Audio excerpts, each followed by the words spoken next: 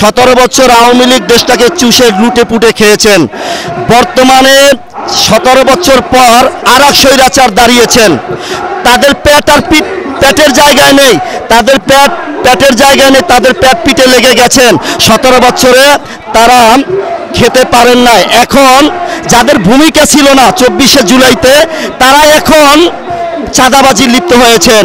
আওয়ামী লীগ যে চাঁদাবাজি করেছেন ক্ষমতায় থেকে, তারা ক্ষমতায় না আসে তার চাইতে দ্বিগুণ তারা চাঁদাবাজি শুরু করেছেন। এই জন্য আমরা বিএনপিকেও দেখেছি, আওয়ামী লীগকেও দেখেছি। আমরা no Awami League, no BNP, Islam is the best. এটা হলো মুসলিম দেশ, এটা বাংলাদেশ। 18 কোটি জনগণ আওয়ামী লীগ আর বিএনপিকে চায় না, কারণ দোনোটাই হলো পায়খানার এপিঠ আর ওপিঠ।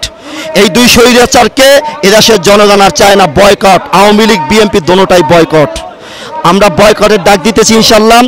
একই দেশে দুই আইন চলতেছে, যেমন ঢাকা শহরে ইশরাককে মেয়র প্রার্থী দিয়েছেন, চট্টগ্রামে বিএনপি মেয়র প্রার্থী ঘোষণা দিয়েছেন, যেই বরিশালে নায়েবে আমির ফাইজুল করিম রক্ত জড়িয়েছেন, যিনি বিপুল ভোটে নির্বাচিত, যেই ফাইজুল করিম সে প্রাপ্য মেয়র, তাকে সবার আগে মেয়র নির্বাচনে ঘোষণা করা উচিত ছিল, সেখানে খারিজ করেছে এই 5ই মে।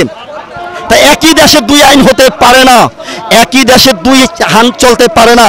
এই জন্য আমি দাবি জানাবো মিডিয়ার মাধ্যমে, যদি ফাইজুল করিমকে যদি মেয়র নির্বাচন ঘোষণা যদি না করেন, যে ইশরাককে আপনারা ঘোষণা করেছেন, চট্টগ্রামের মেয়র ঘোষণা করেছেন, দোনোজনকে বাতিল করতে হবে। আর যদি এই দোনোজনকে যদি মেয়র হিসাবে যদি আপনারা রাখতে চান, তাহলে ফাইজুল করিমকে বরিশালে মেয়র নির্বাচন ঘোষণা করতে হবে। অতি বিলম্বে মেয়র নির্বাচন ঘোষণা করুন, না হলে রাজপথে ডাক আসতেছে ইনশাল্লাহ।